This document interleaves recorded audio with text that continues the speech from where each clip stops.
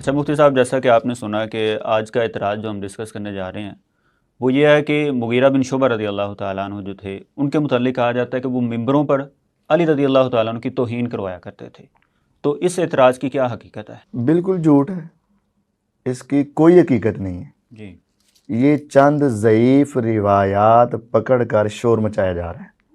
صحیح. مسند احمد اور سنن کبریٰ البیہقی، اس کے اندر یہ ضعیف روایات ہیں. اچھا. اور ان کا ضعف بالکل واضح ہے، لیکن یہ مرزا صاحب ہمیشہ صحیح روایات صحیح الاسناد کی رٹ لگانے کے باوجود ان ضعیف روایات کو دلیل بناتا ہے. اچھا، ضعیف آپ ہونے کی دیکھیں، دلیل کیا ہے؟ جی بالکل، آپ سکرین کے اوپر یہ مسند احمد بن حنبل دیکھ رہے ہیں. اس کی سند میں راوی ہے ہلال بن یصاف عن عبداللہ بن ظالم المازنی. اس کے ضعیف ہونے کی وجہ یہ ہے کہ ہلال بن یصاف یہ روایت بیان کرتا ہے عبداللہ بن ظالم سے، ٹھیک ہے، لیکن ہلال کا عبداللہ بن ظالم سے سماعی ثابت نہیں. اچھا. وہ تو اگلی بات ہے نا کہ ترجمہ روایت کا کیا ہے اور مفہوم کیا ہے. جب یہ روایت سند کے اعتبار سے درست ہی نہیں، معاویہ رضی اللہ عنہ کوفہ آئے، وہاں مغیرہ بن شعبہ رضی اللہ عنہ نے خطبہ کھڑے کر دیے، وہ حضرت علی کے اوپر لعن طعن اور سب و شتم شروع کر دی. یہ ساری روایت ضعیف ہے. یہ آپ سند کے اعتبار سے دیکھ رہے ہیں، سکرین کے اوپر دو روایات ہیں، ایک ہے 1644 اور ایک ہے 1645. ان دونوں کے اندر ہلال بن یصاف عن عبداللہ بن ظالم، اور یہ ہلال بن یصاف جب عبداللہ بن ظالم سے روایت بیان کرتا ہے نا تو وہ ضعیف ہوتی ہے. اس کے حوالہ جات آپ سکرین کے اوپر دیکھ لیں. یہ سب سے پہلے میں آپ کے سامنے میزان الاعتدال فی نقد الرجال، یہ علامہ ذہبی رحمہ اللہ کی، جو فن رجال کے امام تھے. ابن حجر الاسقلانی رحمہ اللہ کا بڑا نام ہے، لیکن یہ اللہ سے دعا کرتے تھے کاش مجھے ذہبی کا حافظہ مل جائے. ذہبی تھے. تو انہوں نے اپنی کتاب میں نقل کیا ہے کہ عبداللہ بن ظالم جو سعید بن زید سے حدیث عشرہ بیان کرتا ہے نا جنت میں، قال البخاری، ذہبی رحمہ اللہ نے کس کا قول نقل کیا؟ بخاری کا. لم یصح، یہ روایت صحیح نہیں ہے. اور بیان کرنے والا کون ہے؟ رواہ عنہ ہلال بن یصاف. ہلال بن یصاف جب عبداللہ بن ظالم سے یہ روایت بیان کرتا ہے تو اس کی یہ روایت درست نہیں ہے. اور یہ دوسرا والا سکرین پر آپ دیکھ لیں، دیوان الضعفاء والمتروکین، اس کے اندر بھی یہ بات ہے، یعنی ضعیف راویوں کی روایت اور متروکین کا بیان ہے اس میں بس. اور اس کے اندر ہے عبداللہ بن ظالم عن سعید بن زید قال البخاری. امام بخاری رحمہ اللہ نے فیصلہ اور فتویٰ دیا ہوا ہے لا یصح حدیثہ، اس کی حدیث صحیح نہیں. یہ بات واضح ہے. اور تیسرا والا آپ دیکھ لیں، یہ آپ کے سامنے سکرین پر ہے، کتاب الضعفاء الکبیر. ضعفاء الکبیر، بڑے بڑے ضعیف راویوں کا بیان. اس کے اندر لکھتے ہیں قال حدثنی آدم بن موسیٰ قال سمعت البخاری. امام بخاری سے بسند صحیح نقل کیا ہے. امام بخاری کہتے ہیں قال، وہ فرماتے ہیں عبداللہ بن ظالم عن سعید بن زید عن النبی صلی اللہ علیہ وسلم ولا یصح، یہ روایت صحیح نہیں ہے، اس کی یہ روایت صحیح نہیں ہے. چوتھا والا یہ تہذیب التہذیب ہے، علامہ ابن حجر الاسقلانی رحمہ اللہ کی، وہ عبداللہ بن ظالم تمیمی المازنی کا وہ سارا نقل کر رہے ہیں، بایو ڈیٹا اور اس کا ترجمہ. اور اس کے اندر کہتے ہیں وقال الاکیلی، امام اکیلی رحمہ اللہ نے نقل کیا ہے عبداللہ بن ظالم جب بیان کرتا ہے نا سعید بن زید سے تو لا یصح حدیثہ، اس کی روایتیں صحیح نہیں ہیں. اور اس سے آگے یہ الکامل فی ضعفاء الرجال، یہ والے گنتے جائیے گا، یہ 5واں 6واں والا ہے.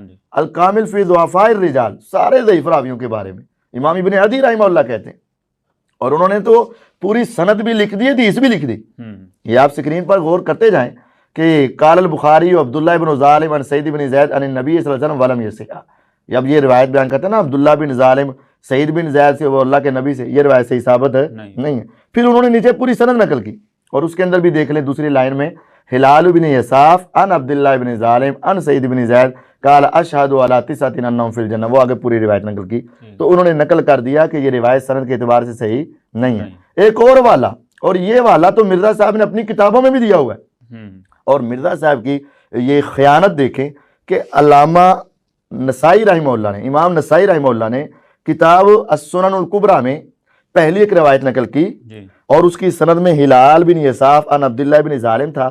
اس کے نیچے اصل نسائی کے متن میں لکھا ہوا ہے کہ ہلال بن یساف نے عبداللہ بن ظالم سے نہیں سنا، لیکن امام نسائی رحمہ اللہ کی اس روایت کو چھوڑ کر نا اگلی روایت بیان کر دی جن کے آگے نہیں لکھا ہوا تھا، وہ تو انہوں نے پہلے بیان کر دیا ہوا ہے کہ امام نسائی نے السنن الکبریٰ میں لکھا ہوا ہے کہ ہلال بن یساف لم یسمعہ من عبداللہ بن ظالم، ہلال بن یساف لم یسمعہ من عبداللہ بن ظالم، ہلال بن یساف نے یہ روایت عبداللہ بن ظالم سے نہیں سنی، یعنی ہلال اور عبداللہ بن ظالم کے درمیان میں کوئی بندہ ہے، ڈائریکٹ انہوں نے یہ روایت سنی نہیں، اور آگے اس اگلی روایت میں وہ بندہ بتا دیا۔ امام نسائی رحمہ اللہ نے یہ سکرین پر دیکھیں، ہم نے دوبارہ اس کو انڈرلائن کیا ہے، ہلال بن یساف ان ابن حیان ان عبداللہ بن ظالم۔ عام تمام روایات میں سند میں ایسا آتا ہے ہلال بیان کرتا ہے عبداللہ بن ظالم سے ڈائریکٹ، لیکن اس نے سنا وہ روایات ساری ہوگی ضعیف۔ اب ایک سند یہ ہے جس میں ہلال بن یساف بیان کرتا ہے ابن حیان سے یا ابن حبان سے، اور وہ عبداللہ بن ظالم سے، لیکن ابن حیان راوی خود مجہول ہے، اس کے مجہول ہونے کی وجہ سے روایت ضعیف ہوگی۔ تو یہ کئی ایک حوالے ہیں جو میں نے آپ کے سامنے پیش کر دیے ہیں۔ یہ کتاب سنن الکبریٰ بہقی کا بھی ہے، الکامل فی ضعفاء الرجال کا ہے، تہذیب التہذیب کا ہے، ضعفاء کبیر کا ہے، میزان الاعتدال کا ہے، دیوان الضعفاء کا ہے۔ یہ 6-7 حوالے جو ہے نا ہم نے آپ کے سامنے پیش کر دیے ہیں۔ ان کی جتنی سندیں ہیں نا اکثریت میں دیکھیں گے ہلال بن یساف عبداللہ بن ظالم سے بیان کر رہا ہے اور وہ روایت ضعیف ہے۔ جب کئی محدثین نے اس کا عذوب واضح کیا ہوا ہے تو پھر اس کو پیش کرنا یہ ایک بڑے صحابی کی توہین ہے۔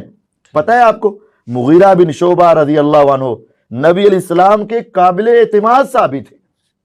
آپ تبوک کے موقع پر قضائے حاجت کے لیے گئے تو اکیلے مغیرہ کو ساتھ لے کر گئے، اور مغیرہ بن شعبہ رضی اللہ عنہ نبی علیہ السلام کے خادم بھی تھے۔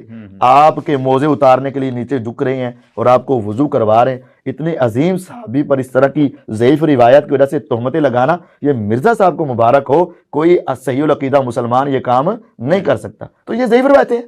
جی مفتی صاحب یہ تو چلیں کلیئر ہو گیا کہ یہ ہلال بن یساف کا عبداللہ بن ظالم سے سماع نہیں ہے، کہ جس کی وجہ سے یہ روایت جو ہے ضعیف ہے۔ لیکن دوسری سند سے بھی تو یہی روایت آ رہی ہے نا کہ جس کے اندر یہ آ رہا ہے کہ ان کی موجودگی میں حضرت مغیرہ بن شعبہ رضی اللہ تعالیٰ عنہ، ان کی موجودگی میں ایک آدمی نے آ کے علی رضی اللہ تعالیٰ عنہ پر سب و شتم کیا تھا، تو اس روایت کے حوالے سے آپ کہیں گے، حالانکہ اس کی سند بھی دوسری ہے۔ اچھا، پہلی بات تو یہ کہ آپ اگر سب و شتم کے حوالے سے پوری تفصیلی روایات کا ایک ایک کر کے جواب چاہتے ہیں نا تو یہ میرا ایک الگ پورا ریکارڈ ہے کہ سب و شتم کے حوالے سے 1 گھنٹہ 48 منٹ کا تقریباً پوری تفصیل کے ساتھ الوی میڈیا کے اوپر آپ دیکھ کر وہ پوری تفصیل آپ اس کو الگ سے سن لیجیے۔ لیکن جو بات آپ کہہ رہے ہیں چلیں وقتی طور پر میں مختصر جواب دے دیتا ہوں۔ مسند احمد کے اندر یہ 1629 نمبر روایت موجود ہے، لیکن پہلی بات یہ ہے اس میں مغیرہ بن شعبہ رضی اللہ عنہ نے کسی کو کہا ہو موجود ہی نہیں ہے، یا خود سب و شتم کیا ہو یہ ہے ہی نہیں۔ اس صحیح حدیث میں نہ مغیرہ بن شعبہ رضی اللہ عنہ کا خود سب و شتم کرنا ثابت ہے اور نہ کروانا ثابت ہے۔ اب ہے کیا میں تمہیں بتا دیتا ہوں، وہ بندہ انہی کا تھا، وہ بتا دیتا ہوں کن کا تھا۔ ابھی اس روایت کو دیکھیں، ساری زندگی یہی کہتے رہے بنو میہ بنو میہ بنو میہ بنو میہ، یہ ممبروں پر لعنتیں کرتے رہے ہیں اور شامی فوج شامی باتیں۔ اب اس روایت کو ذرا کان کھول کر سنیں نا سمجھ آئے گی، اور ذرا غور کریں سکرین کے اوپر کہ حضرت مغیرہ بن شعبہ رضی اللہ عنہ مسجد اکبر میں تھے اور اہل کوفہ ان کے پاس موجود تھے۔ یہ لفظ ہے سکرین پر دیکھیں، وَعِنْدَهُ أَهْلُ الْكُوفَةِ، ان کے پاس کون بیٹھے ہوئے تھے؟ کوفی لوگ۔ اب غور کریں کہ کوفی لوگ پہلے کن کے ساتھ تھے؟ حضرت علی کے ساتھ، حضرت علی کے ساتھ تھے نا، تو وہ کوفی لوگ انہی کے ہیں جو اس وقت حضرت علی کے ساتھ ہو کر لڑ رہے تھے، اور کوفی لا یوفی بات سچی ثابت ہوتی ہے، اب وہ حضرت علی کے دشمن بنے ہوئے ہیں، حضرت علی رضی اللہ عنہ کے دشمن بنے ہوئے ہیں، یہ کوفی ان کے پاس تھے۔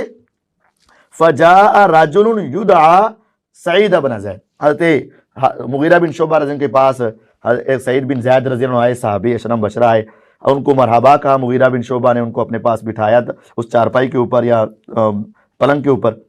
پھر ایک آدمی خود آیا من اہل الکوفہ، کوفیوں میں سے تھا، شامیوں میں سے نہیں تھا، آیا اور آتے ہی مغیرہ بن شعبہ کی طرف منہ کر کے سب و شتم شروع کر دیا۔ یہ کوفیوں کی سازش تھی، یہ کوفی جو ہیں حضرت مغیرہ بن شعبہ کو سعید بن زید رضی اللہ عنہ کی نظروں میں گرانا چاہتے تھے، اور مغیرہ بن شعبہ رضی اللہ عنہ کے سامنے آ کر ان کی طرف منہ کر کے اس نے سب و شتم شروع کر دیا. صحیح. اب اس کو کس نے کہا اس روایت میں موجود ہے؟ نہیں.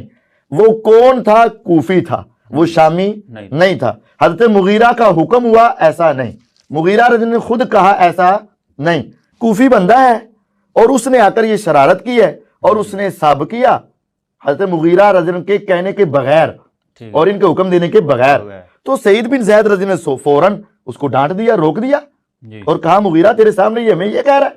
نہیں تو پھر سعید بن زید رضی اللہ تعالیٰ عنہ نے حضرت مغیرہ رضی اللہ تعالیٰ عنہ کو یہ بات کیوں کی کہ لا تنکروا ولا تغیروا؟ وہ یہ اب مغیرہ بن شعبہ رضی اللہ عنہ تو حالات کو دیکھنا چاہ رہے تھے اور بھانپنا چاہ رہے تھے کہ اب یہ ہو کیا رہا ہے، ابھی غور کرنا چاہ رہے. تو انہوں نے سمجھا کہ شاید یہ بھی اس میں ملوث ہوں گے. انہوں نے کہا روکتا کیوں نہیں؟ تو جب انہوں نے روک دیا تو مغیرہ بن شعبہ رضی اللہ عنہ خاموش رہے. اب ذرا عقلی اعتبار سے سنیں، اگر مغیرہ بن شعبہ رضی اللہ عنہ گالی نکلوانا چاہتے ہوتے تو پھر اس کو کوئی ہلا شیری دیتے، اس کو کوئی انعام اکرام دیتے، اس کی کوئی تائید کرتے، اس کو تھوڑا سا کوئی اس کا ساتھ دیتے یا کوئی بات کرتے. لیکن انہوں نے ایک مرتبہ بھی اس کے ساتھ نہیں دیا، نہ اس کو اچھا کہا، نہ اس کو بٹھایا، نہ اس کے ساتھ کوئی ایسا کیا، بلکہ سعید بن زید رضی اللہ عنہ نے روکا تو یہ خاموش رہے کہ خاموش رہ کر سعید بن زید کا ساتھ دیا ہے. لیکن اعتراض جو کیا جاتا ہے کہ مغیرہ بن شعبہ نے گالیاں نکالی یا نکلوائیں، نہ نکالنے کا ذکر ہے نہ نکلوانے کا. اس میں تو یہ ثابت ہوا وہ کوفی جو حضرت علی رضی اللہ عنہ کے ساتھ تھے وہ ان کی شہادت کے بعد ان کے دشمن بنے ہوئے تھے. بس یہ ثابت ہوتا ہے. تو مفتی صاحب یہ تو چلیں ٹھیک ہے کہ مغیرہ بن شعبہ رضی اللہ تعالیٰ عنہ نے نہ گالی دی تھی اور نہ ہی کسی کو حکم دیا تھا کہ علی رضی اللہ تعالیٰ عنہ کو گالیاں دیں. لیکن ایک دوسری روایت آ رہی ہے 1631 اس کا نمبر ہے مسند احمد کی، اس میں تو واضح یہ الفاظ ہیں کہ مغیرہ بن شعبہ رضی اللہ تعالیٰ عنہ کے متعلق آتا ہے خطب فنال من علی، کہ انہوں نے خطبہ دیا تو علی رضی اللہ تعالیٰ عنہ کی توہین کی. تو اس کی پھر کیا؟ یہ بات غلط ہے. ہاں جی، اب فنال من علی کا ترجمہ کرنا توہین کی، یہ بات غلط ہے. اصل بات یہ ہے کہ جب اختلاف ہوتا ہے نا تو اختلاف ہوتا ہی اس وجہ سے ہے جب ایک گروہ اپنے آپ کو حق پر سمجھتا ہے اور دوسرے کو غلطی پہ، اور دوسرا اپنے آپ کو حق پر اور دوسرے کو غلطی پہ. تو مغیرہ بن شعبہ رضی اللہ تعالیٰ عنہ جلیل القدر صحابی چونکہ امیر معاویہ رضی اللہ کے گروپ کے تھے اور ان کے ساتھ تھے، اور ان کا نظریہ اور سوچ یہ تھا کہ حضرت عثمان رضی اللہ عنہ کے قاتلوں سے فوراً بدلہ لینا چاہیے، اور علی رضی اللہ عنہ اپنی فہم و فراست اور اپنی حکمت و دنائی کی وجہ سے یہ سمجھ رہے تھے کہ فوراً بدلہ لینا مناسب نہیں ہے. تو وہ ان کو غلط سمجھ رہے تھے اور یہ ان کو غلط. تو خاطبان المغیرہ بن شعبہ رضی اللہ عنہ، ہمیں مغیرہ بن شعبہ رضی نے خطبہ دیا فنال من علی، تو علی رضی عنہ کے بارے میں کوئی بات کی، ان کو غلط کہا، ان کے معاملے کو غلط کہا، ان کے اس فیصلے کو غلط کہا. تو یہ اس میں گالیاں دینے کی بات کہاں سے؟ فنالا کا معنی گالی دینا تو نہیں ہوتا نا، کسی کو پکڑنا یعنی کسی کے بارے میں بات کرنا، کسی کے بارے میں بحث کرنا. تو یہ تو بلکہ اس سے بڑھ کر مسائل تو جب حضرت علی رضی اللہ عنہ کا اختلاف ہوا حضرت عبداللہ بن عباس رضی اللہ عنہ کے ساتھ تو اس سے بڑھ کر الفاظ وہاں موجود ہے صحیح بخاری مسلم میں، لیکن ہم وہاں بھی مانا گالی کا نہیں کرتے. تو یہاں تو نالا کے لفظ ہے، نالا کے الفاظ سے گالی مراد لینا یہ بہت بڑی غلطی ہے. آپ پوری تاریخ کے اندر اور پوری لغت کے اندر نالا کا معنی ماں بہن یا گالا کٹنا یہ کہیں نہیں ہے. نہیں تو توہین میں تو آئے گا نہیں، توہین میں نہیں. نالا من علی، علی رضی کو لفظی معنی پکڑا یعنی علی رضی کے بارے میں بات کی اور ان کی وہ غلطی بیان کی جس کو وہ اپنے لحاظ سے غلطی سمجھ رہے تھے. ٹھیک ہے، حقیقت میں وہ غلطی نہیں تھی لیکن وہ اپنے اجتہاد کے مطابق اس کو کیا سمجھ رہے تھے. تو یہ اپنا اب اختلاف ہوتا ہے تو اتنا حق تو دے نا ذرا کہ وہ اپنا موقف بیان کرے اور اس موقف کو صحیح کرے، اور دوسرے کے موقف کو غلط کہے گا تو اختلاف ہوگا نا. تو یہ انہوں نے ان کے موقف کی غلطی بیان کی بس. اچھا، گالی دینے کا تو لفظ ہی نہیں ہے.